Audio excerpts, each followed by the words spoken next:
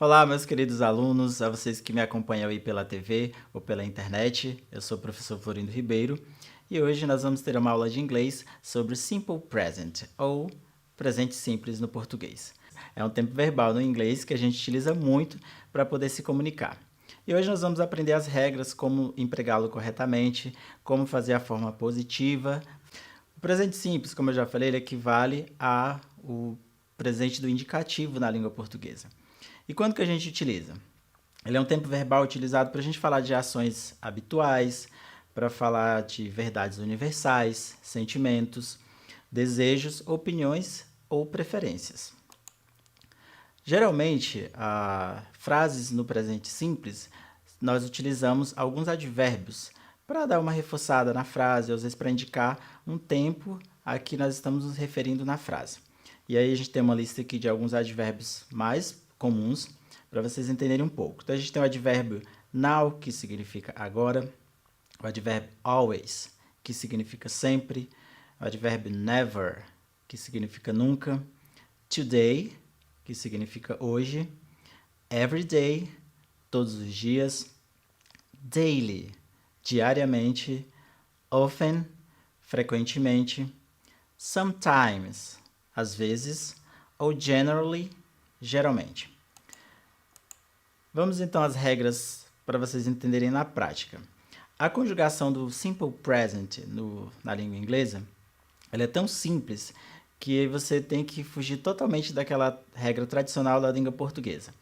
No presente simples, para fazer uma conjugação, basta a gente retirar o to do verbo no infinitivo e colocar ele igualzinho para todas as pessoas, exceto nas terceiras pessoas do singular. E a gente vai ver como é que funciona na forma afirmativa. Por exemplo, como regra geral que eu já expliquei, a gente retira o to no caso de I, you, we ou they. Apenas retiro a partícula to e repito a forma verbal. Já nas terceiras pessoas do singular, he, she, it, a gente acrescenta s como regra geral, alguns casos es, outros ies. Vamos ver um exemplo aqui do verbo to work, que é o verbo trabalhar no inglês. Então, por exemplo, eu tenho aqui os pronomes pessoais, I, you, he, she, it, we, you and they. E aí eu tenho a forma do verbo to work conjugado aqui, na forma de presente simples. Então eu tenho I work, you work, he works, she works, it works, we work, you work and they work. Vocês observaram que a forma é a mesma para todos, exceto nas terceiras pessoas, como eu falei, existe um S. Esse S não significa plural, ele é uma marca de terceira pessoa do singular na língua inglesa. Há exceções? Sim. Por exemplo, nas terceiras pessoas do singular, uso como regra geral o acréscimo do S para he, she, it, mas eu tenho as exceções quando os verbos são terminados em OU, Z, SS, CH, SH ou X. Nestes casos, acrescenta-se ES no final do verbo, mas somente para as terceiras pessoas. Então, como regra geral, continua valendo retirar o to e usar o verbo da mesma forma para as outras pessoas.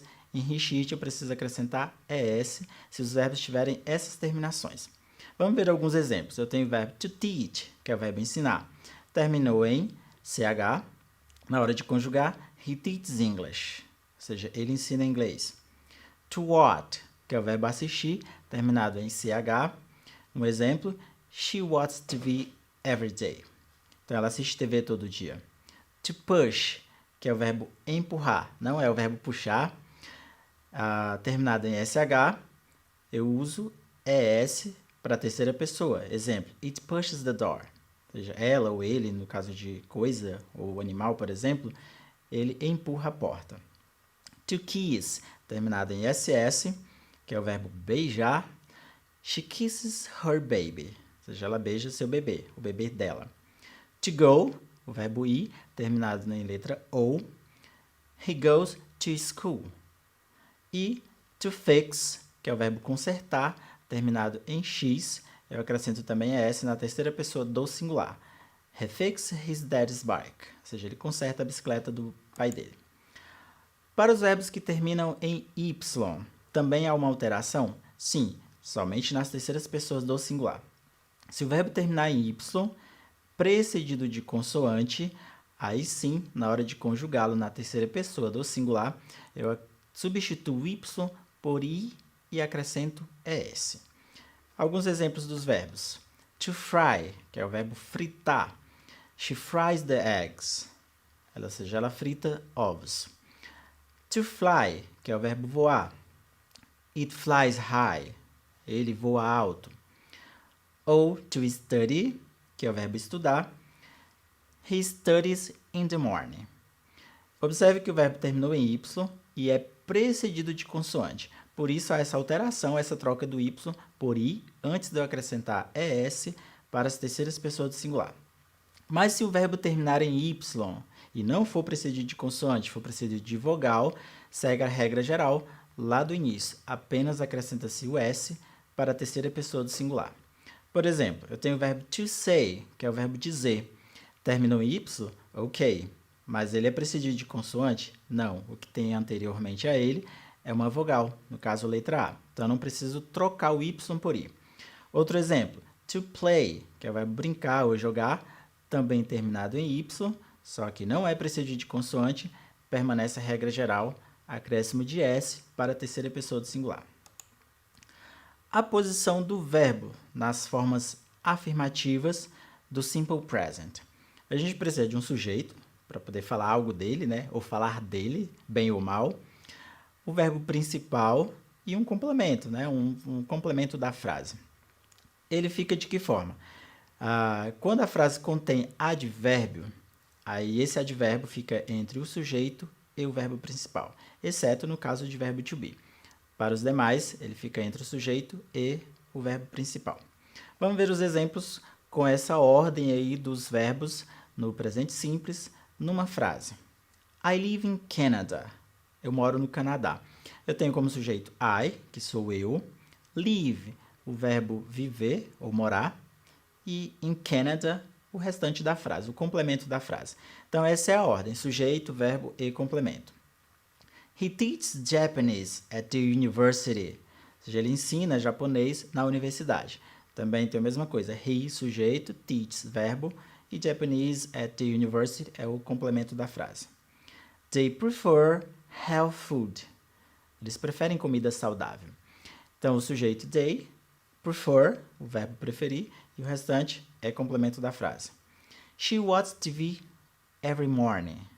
Ela assiste TV todas as manhãs. She, sujeito, watch, verbo, o restante, a gente pode dizer que é o complemento da frase. We like to go to the beach during the week. Nós gostamos de ir à praia durante a semana. Quem não gosta, né? Eu também gostaria, só que não podemos, temos que trabalhar.